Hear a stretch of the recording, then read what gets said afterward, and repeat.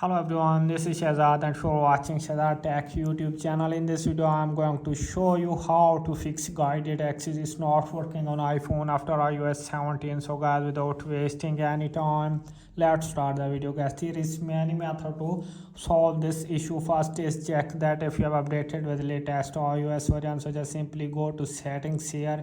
Here you can see general and now you can see software update.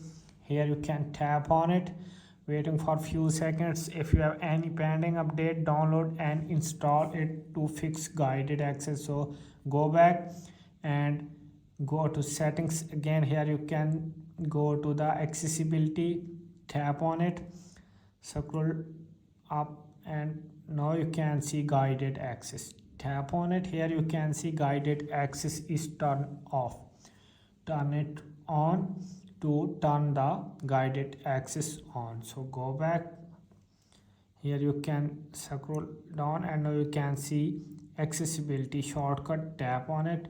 Here you can make sure that guided access is selected. So go back and fix your problem. So if this solution is not working, then we move to another solution. Another solution is reset the settings only. So go to the settings here. Here you can go to general and now you can see shut down and transfer or reset iPhone. Tap on it. Here you can see reset and here you can see reset all settings.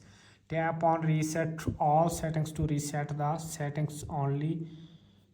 If this solution is not working, then we move to another solution. Another solution is restart your device. So go to settings again, general, and here you can see shutdown. Tap on it. Here you can see slide to power off. After sliding it, your device will be turned off.